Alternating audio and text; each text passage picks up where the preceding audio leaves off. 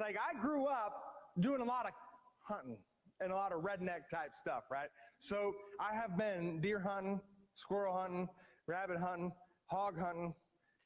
Did I say deer hunting? That's probably the first thing, because that's the most fun. Turkey hunting, groundhog hunting, which is really just shooting them, coon trapping, muskrat trapping, snapper turkey. Y'all ever go after a snapper? Yeah, just keep your fingers away and you're good, because I have stories. So at any rate, I got to do all this really fun stuff, right? And it included a lot of fishing trips. So when I turned 16 years old, my dad decided instead of going on a hunting trip this time, we were going to go on a fishing trip. And so we went on a fishing trip down to eastern Kentucky. Now in eastern Kentucky, there's a lot of hills. Unlike Marion, there's a ton of hills. And I'm talking like ugly hills, like where you are parked almost as if your truck might fall backward type of stuff up. So my dad, in true redneck fashion, we had ourselves a four-wheel drive truck. Now, it was a four-wheel drive Toyota, and it was before Toyota had the Toyota Tacoma line. It was just a flat old Toyota truck. And I loved the truck. It was fun, but it was a four-wheel drive, but it was a stick shift. So I had worked on a bunch of farms growing up, and I'd been able to drive since I was about 13 years old. And so we had done all this fun stuff on the farm, but I never had, I had one experience with a stick shift, and it wasn't good when I was little. So when I turned 16, I was actually allowed legally to drive. We go down to Kentucky. So my dad tells me, he says, when we're done with this trip, you will have full knowledge of how to drive a stick shift. And I said, how can I learn that like this fast, Dad? Like that seems kind of nuts. He said, trust me. So we pull up on the hills that you can fall backward on. He pulls up, puts on his emergency brake, puts it in neutral, and he says, okay, here you go. So we go around, and he says, okay, now, here's how a stick shift works. And I knew part of it, but he says, here's how a stick shift works. You have first gear, you have second gear, third gear, fourth gear, fifth gear. In between every single gear, you have neutral. So at any point, you can hit the clutch and you can pop it and just leave it at neutral. Now, neutral, you can start the truck, you can do different things with it. But if you have it in gear and you pull your foot off the clutch, it'll stall out. He goes through all this stuff. Now, how many of y'all in here have ever driven a stick shift? Ah, so y'all know what I'm talking about. This is good stuff. So he puts me on this hill, and he says, we are not leaving until you get us out of here. Now, stick shift is actually very simple. I mean, it's a manual transmission. You just shift yourself. The hardest part about stick shift is what? Getting started. So I'm sitting here on the back of this hill, playing with the clutch, stalls out. You have to let up on the clutch just as much as you're putting down on the gas to get off the road, right? So the first couple times I tried this, I keep stalling out, and I keep stalling out, and my dad just trying to be patient without calling me an idiot, which if I were him, I probably would have wanted to, and I kept stalling out, and finally, I would scoot up a foot and then stall out, and then I would scoot up a little bit more and then stall out, and then I can make it 2 feet, 3 feet, I'm going, and I finally get us up the road, and we're going up this hill. Now, if you're going up a hill, and you're shifting when you're going up a hill, it's also kind of difficult, right? So you got to maneuver it the right way. So I take about an hour or two, and I'm learning this stuff, and I'm able to get us up and go. And then, see, that would have been circa 1996. And so I'm sitting here, and as I'm here on the road, we're by this hill, and there's train track, so I guess kind of like Marion. Every time someone is late to a meeting, we all get a text from myself to someone else, from someone else to me. Train, we're good. I'm on this hill, and it may as well have been the side of a cliff. I can't get up it. I can't get the clutch to time out. I keep stalling out. I'm having a problem. It's 1996. A 1996 Ford Mustang pulls up right behind me. Now, he was mad at me. Why? Because I can't go. Because I should be pulling up this hill. I should be getting out of his way, and I couldn't get out of his way. So the 1996 Ford Mustang pulls right up behind me, and he does what an owner of a 1996 Ford Mustang would do. He honks at me, called me a few names, kept honking at me. I see him in the mirror gesturing things I'm not going to do here in church, but telling me to get out of his way. I can't get out of his way. He keeps wanting to tailgate me. What happens when you're in a stick shift and you're on a hill and you can't move it forward? To your own peril, buddy. Dude comes up and he is right on my behind, and I'm trying to get out of there. Finally, like 5 minutes of real-time clutch popping. I finally got this thing to go up the hill, and I scoot around. Dude passes me up the hill, and he waved. Not all the fingers were included in the wave, but he did. So I'm going up the hill, and I finally figured out. But I learned something, right? There's a gear for everything. So if I want to just put the thing in overdrive, right? If I'm in fifth gear is for like the highway driving. Like you're going 55 mile an hour or faster. Like you're just hammering it, and you're trying to really go at a high speed, and you're leaving it there for a long time. That's fifth gear. Fourth gear is like the old school version of fifth gear. So fourth gear is kind of like this neat little gear, but you're not really in fourth gear very long. If you're going uphill, there's second and third gear, how you maneuver this stuff, and on and on and on. What I learned, and what I want to talk to you about today, is there is a gear for life. And sometimes in life we have seasons. Now, sometimes you're in a busy season, sometimes you're not in a busy season, sometimes you're in a hard season, sometimes you're in a joyful season, but life is filled with seasons. Let's take out the word season, let's put in gears for a minute. I want to ask you a question. What gear is your life in right now? Are you just getting started? Are you paused? Are you ready? Are you in neutral? Are you going uphill? Are you going through some hard stuff? The coolest thing was when you're going downhill, how you can skip gears. But anyway, that's all another thing. This sermon today is more directed at myself than anybody else here. Writing this sermon for today was one of the most painful experiences I've had in a long time, because this is me. I live in fifth gear, hardcore, driving super fast, all the time gear is me. So our series is called Live Your Love, which basically is living the life that we feel God calling us to live, and leading the life that we feel God calling us to lead. And so how can I live to the calling God has in store for me? How can I be the person that I really need to be in the faith? So to do that, you have to overcome the cloud. And when I say the cloud, I mean the fog, the cloudiness of busy life. Like, how can you penetrate the cloud to live the life that God has called you to live? How can I circumvent the busyness that I live through in life and be the guy for you ladies, to be the girl that God has called you to be, without being absolutely sideswiped by busyness? So a long time ago, I'm listening to this preacher on TV. And actually, I think it was on the radio. And as we're going, he goes, you know what the devil's favorite word is? I'm like, oh, what? Because the guy, he just sounded a little off. The devil's favorite word is tomorrow. I can do it tomorrow. I can do it tomorrow, because you're too busy today. So he wants you to do it tomorrow. That stuck in my mind all the way through. But listen, there is something to be said about being super busy in our culture today. Turn with me to Exodus chapter 18.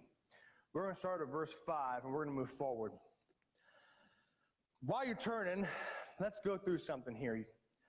God created the world in how many days? Take a quiz here. What was it? 6 days, and then on the seventh day, he rested. Now, have you ever wondered why? Like why would God rest? Does that make any sense to you? I mean, after all, like, this is God, right? He doesn't need to rest. He doesn't need to sleep. He doesn't need to stop and pause. He could take everything and make everything in the world out of complete nothingness. So there's no need for God to stop and rest. So why would he stop and rest? Why would we view creation, the perfect creation, as a 7-day process and not a 6-day process? What does this make sense? Well, the seventh day is called the what day? Name it. It's the Sabbath, right? So the Sabbath, as we translate it into Hebrew, is Shabbat. Now, as we look at this, one of the things that we see is that actually it's where we get our word Saturday from, and literally for the Hebrews meant Saturday. But as we look at it and as we translate it, you know what the other definition of it is? Intermission. Intermission.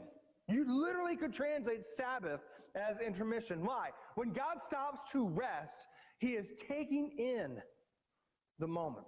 He is appreciating it. He is basking in the glory and fruit of his creation. It's pretty cool. Let me ask you a question. And this is a question that I have to answer myself, and I don't like it. But I'll be real with you. When is the last time you took a Sabbath rest?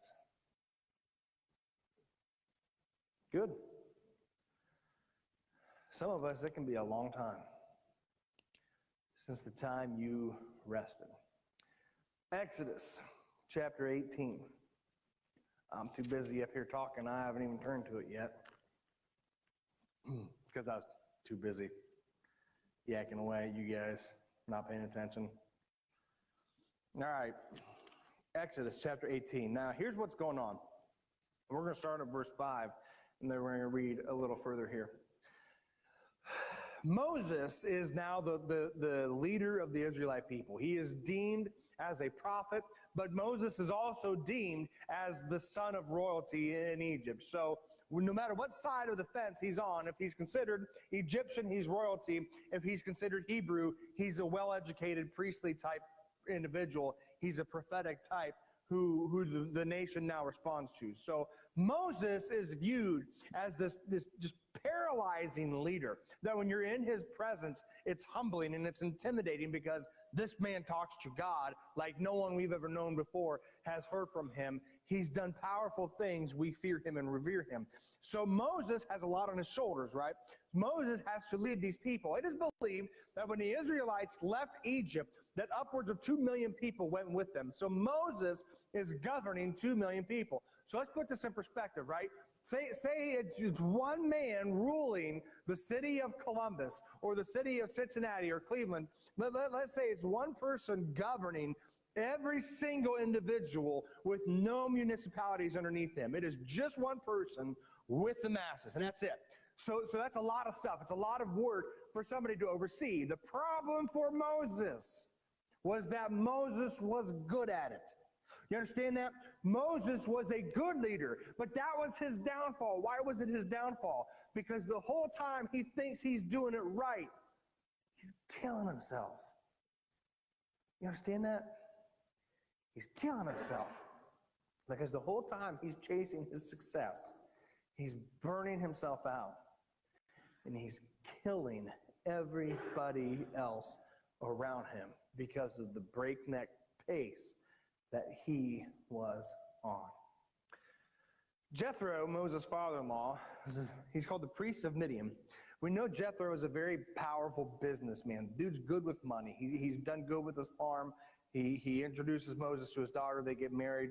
Life takes its course. So Moses is now reuniting with his wife, and he's reuniting with his sons, and he's reuniting with his father-in-law, Jethro, who's bringing everybody to them. Verse 5. And Jethro, Moses' father-in-law, together with Moses' sons and wife, came to him in the desert where he was camped near the mountain of God. Jethro had sent word to him, I, your father-in-law Jethro, am coming to you with your wife and her 2 sons. So Moses went out to meet his father-in-law and bowed down and kissed him. They greeted each other and then went into the tent. Moses told his father-in-law about everything the Lord had done to Pharaoh and the Egyptians for Israel's sake, about all the hardships they had met along the way and how the Lord had saved them. Jethro was delighted to hear about all the good things the Lord had done for Israel in rescuing them from the hand of the Egyptians. He said, Praise be to the Lord who rescued you from the hand of the Egyptians and of Pharaoh, and who rescued the people from the hand of the Egyptians. Now I know the Lord is greater than all other gods, and he did this to those who had treated Israel arrogantly. Then Jethro, Moses' father-in-law, brought a burnt offering and other sacrifices to God. And Aaron came with all the elders of Israel to eat bread with Moses' father-in-law in the presence of God. Stop. How many of you all, be real with yourselves here, we're in church, don't lie, okay? How many of you have ever tried to impress your family, your friends, or at least those closest to you? Y'all, if you don't have your hand raised right now, we have to talk. We've all done it, right? No, man, I'm doing great with this, Mom. Look how good I'm doing here with this, Dad. And I've got this going on, and you want them to be proud, right? And so they look at you and listen. Sometimes, maybe most times, those talks are genuine, where you literally have something to be proud of. And there are times the one thing that stands between you and the calling God has in your life is yourself and your success. How does that make any sense? If I am wrapped up in myself and I am wrapped up in how good that I'm doing on something, I'm losing focus on a couple things. So Jethro hears this with Moses. And Moses is just going on and on. Man, we kicked Egypt's booty. We made it through. Here were the plagues. They were kind of wild to watch. Here was the Red Sea. The thing just opened, and we all walked through it. He drowned the Israelite or the Egyptian army, and we just kept going. Man, it was wild. And now here we are, and I, your son-in-law, I'm the leader of 2 million people. Aren't you proud of the life your daughter's living? And blah, blah, blah, blah, blah. And Jethro hears this, and Jethro is wowed by the first impression. Jethro thinks, man, Moses, you have it all together. And there might be people who look at you and think you have it all together. And there might be times that you think, I have it all together. The question is, when is the last time you stopped for a Sabbath, and why did you stop for a Sabbath? Continues. This is verse 13. The next day Moses took his seat to serve as judge for the people, and they stood around him from morning till evening. When his father-in-law saw all that Moses was doing. Now, keep in mind, this is Moses writing this, right? Moses is the author of the first 5 books of the Bible: Genesis, Exodus, Leviticus, Numbers, Deuteronomy. This is Moses' account of what happened. So this had to be humiliating to him. And the next day, when Moses took a seat to serve his people and they all stood around him from morning till evening, when his father-in-law saw all that Moses was doing for the people, he said, "What is this you are doing for the people? Why do you sit alone as judge, while all these people stand around you from morning till evening?" Moses answered him, "Because the people will come to meet me and seek God's will." So basically Moses is saying, it's all about me. I'm doing really good, Dad. What's your problem? Whenever there came to a dispute, it is brought to me, and I decide between all parties and inform them of God's decrees and laws.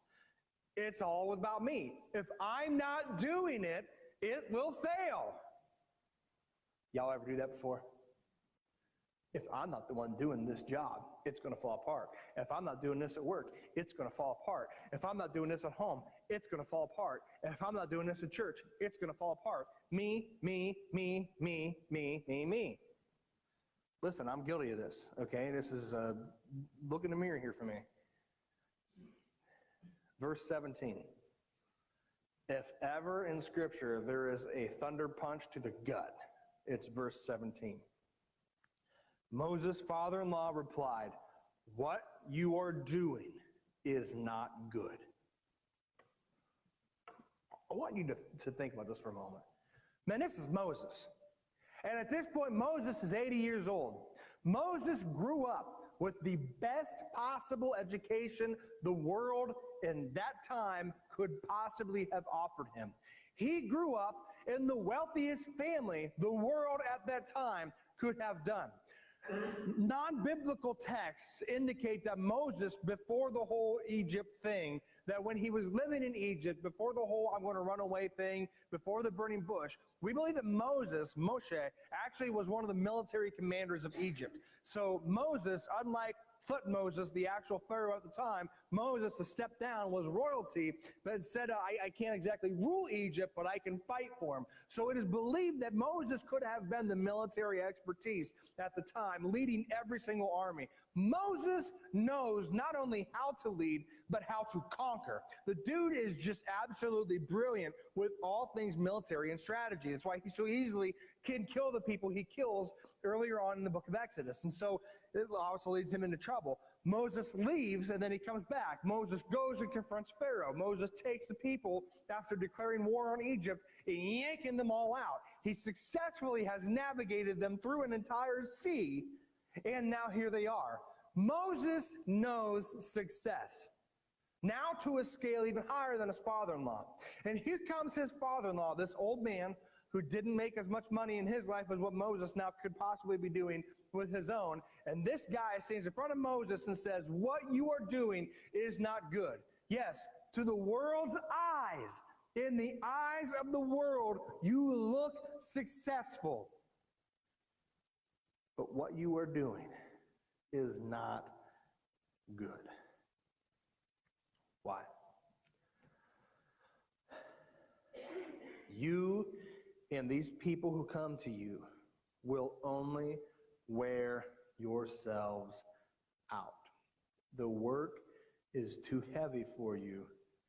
You cannot handle it alone.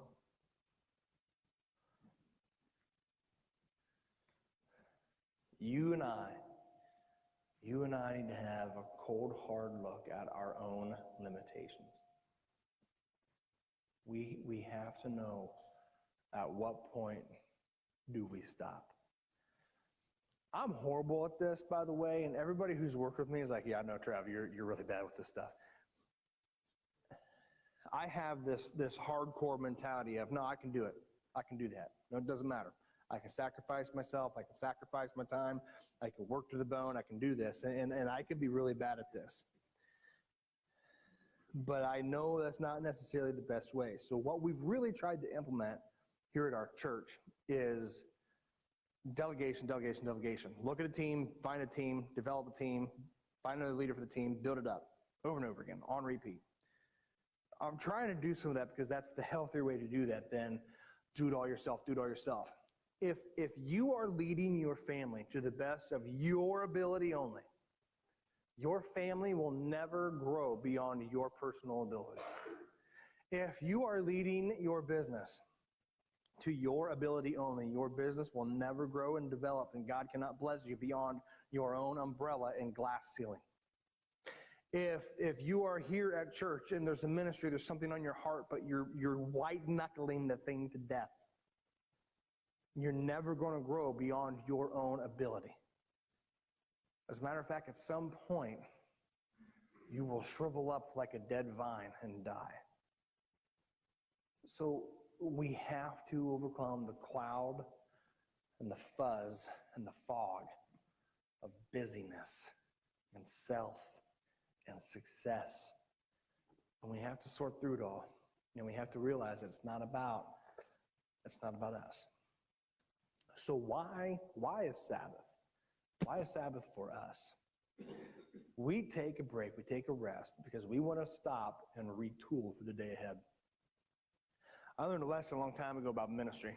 A lot of ministers will take Mondays off because Sundays can be a very big grind and they can be very exhausting. And so a lot of guys will say, Sunday's the end of my work week, and then I will take Monday off and I'm going to rest up, and then Tuesday's my Monday and on. I disagree with that. I disagree with that so badly. I just don't think that's the right way to approach it. I love my time together with you guys here. I love being here with you guys. I absolutely love our church. So to me, this is kind of refreshing. But how I look at it is Fridays should be the days that we have off, because in my mind, I want to rest so I am ready and prepared, locked and loaded for Sunday morning and ready to go. Now, as we've transitioned everything over to Rise, it's been challenging at times, but our norm is to take Fridays off. Are you able to rest before your next challenge? So whatever it is, are you able to rest before your next challenge? So let's define rest for a minute, right? So let's say, for instance, that you need to take time off. What do you do to take time off? Man, I don't know about you, but I sure like to watch me some Netflix. None of y'all watch Netflix when you have a day off. None of you. Y'all are just sitting there thinking, no, Pastor, we watch Hillsong and Bethel songs on YouTube so we can memorize all the lyrics to the songs we sing. Every day. We study everything whatever. How many of y'all watch Netflix? What's your favorite show on Netflix? Shout it out. Stranger Things. All right. So I've been watching the Luke Cage new season. It was out. I'm not going to lie. It's kind of cool. So there's times to do that, right? Here's the only problem with a Netflix binge, okay? Listen, I love a good Netflix binge. It's good stuff, right? I can get some good food. I'm going to suck it in up here. I can get something fun to drink. I can just sit there. And that Diet Cherry Feisty Coke, by the way, oh my goodness. I've kept it in stock all summer long. It's been great.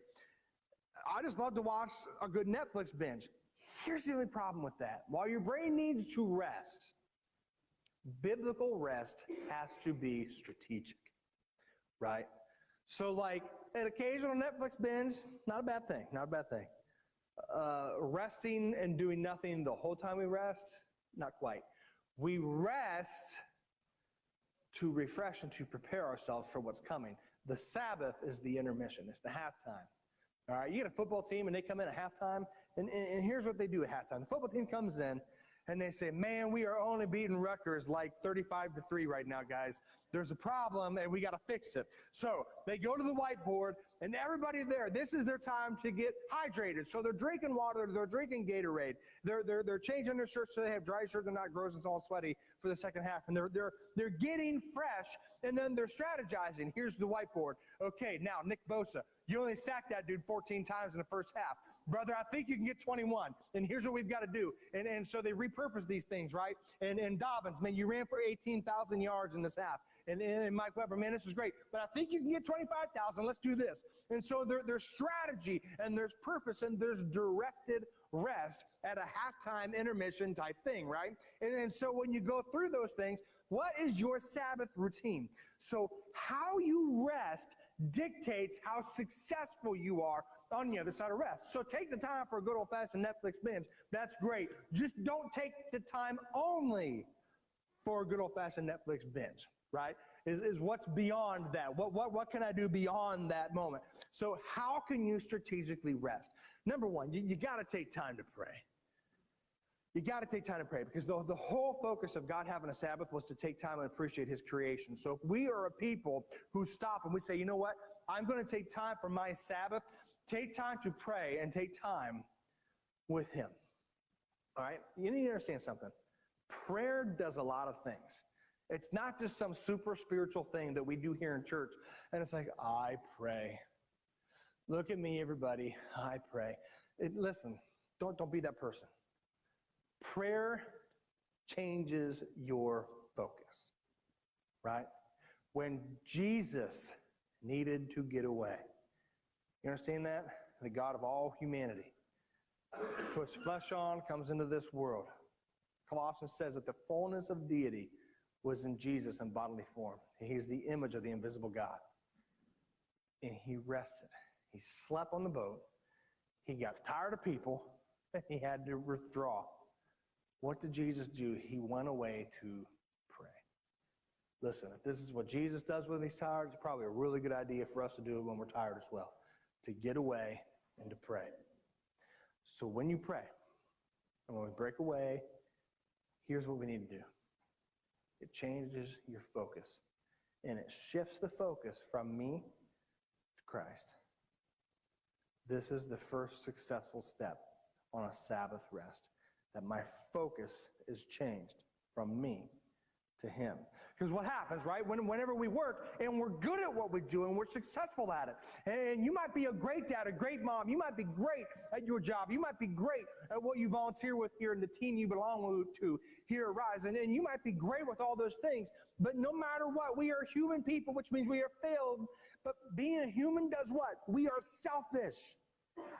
We're selfish. And we get to a point where whatever it is, we take ownership, we take possession of it. It's my family, it's my job, it's my volunteer thing, it's mine. It's my money, it's my thing. At some point, we have to recognize that I've got to give this away. And when you start the Sabbath by just praying, it shifts the focus off of ourselves and it recalibrates your direction. It's not about you. It's all about Christ. It's his kingdom. It's not your family. It's his family. It's not your church. It's his church. It's not your job. He gave you that opportunity. Pray. Number two, take time to appreciate. Take time to appreciate. If we want to be a successful church, we have to have a culture of encouragement and of appreciation directed at other people. To say, hey, man, our worship was on point today. Ariel sounded great. John sounded great. The team, they're good. Our team who served communion today, it was just great to see them serving and vibrant and ready to jump in and get plugged in. And our greeters at the door, and when we're here in church, and all the guys running the sound upstairs, like to have a culture of appreciation and to have a culture of thankfulness and to have a culture of encouragement. But what happens if I'm not those things? If you're not those things, and we don't have it embedded into our Christian well-being, that as a Christ-like person, we should encourage. Jesus encouraged. We're created in the image of God. We should be encouragers. Jesus loved. We are created in the image of God. We should be lovers. Jesus built people up. We are created in the image of God. We should build people up. If we don't have that, then what's going to happen? It's going to bring the focus right back on us. By appreciating and encouraging and being thankful for everything around us, it takes the focus off of us. Listen, we are selfish, sinful, broken people.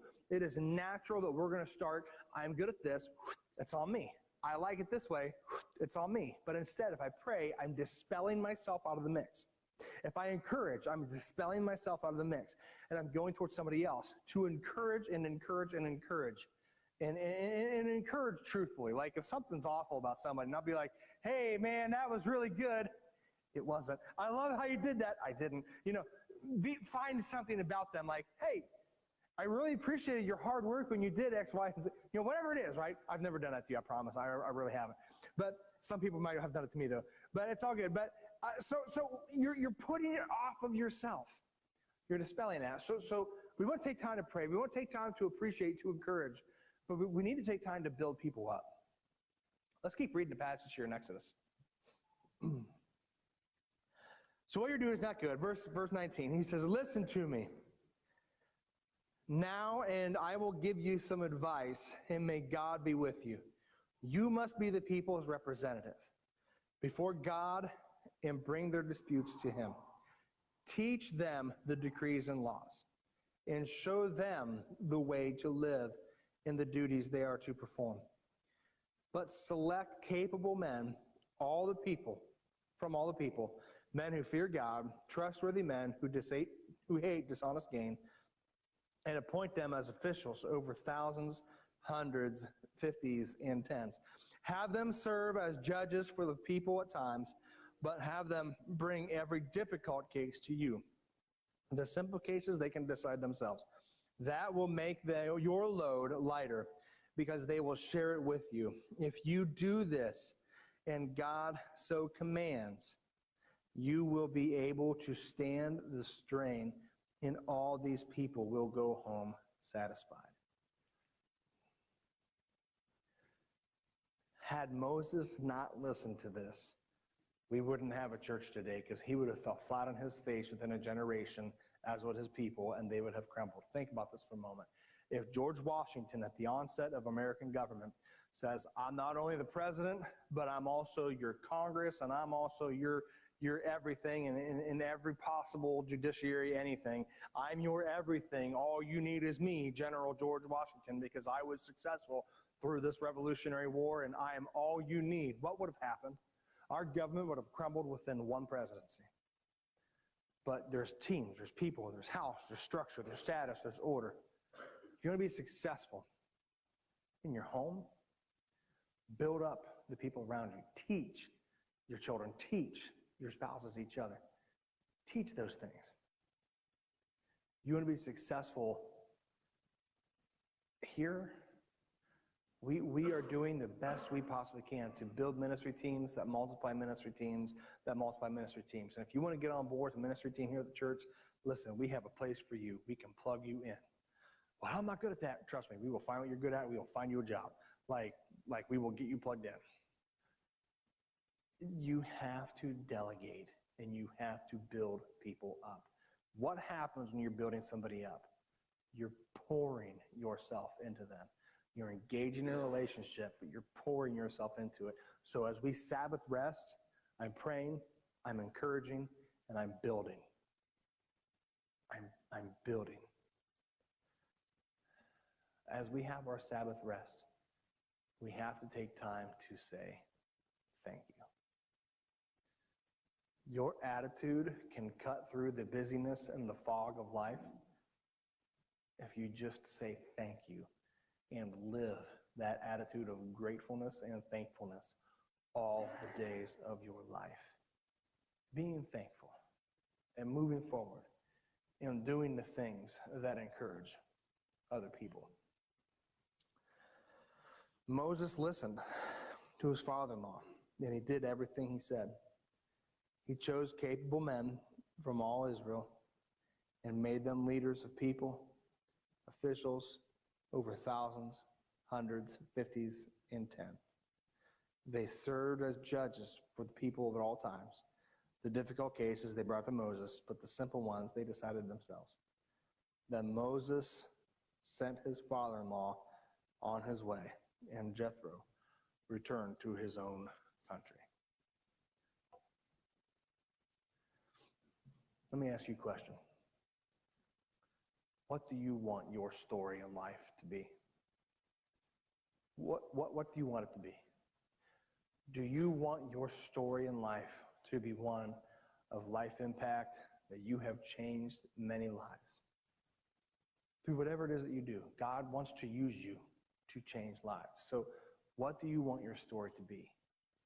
And the question is, what are you willing to do to make that happen? And sometimes to make that happen, you have to put yourself aside. I have to put myself aside. Through all the busyness and all the junk, all the stuff, you have to put yourself aside. If you are willing to do it, as he says here, you will save both yourself and your hearers, the people around you. The people around you deserve for you to lay yourself down, to carry your cross, and to take a Sabbath rest. Let's pray. Heavenly Father, we thank you. Lord, we thank you because you are a great and powerful God. But Lord, we thank you for the model of the Sabbath so we can rest, so we can take an intermission, so we can give our focus over to you. We thank you and appreciate your work in our lives. It's in Jesus' name that we pray. Please stand.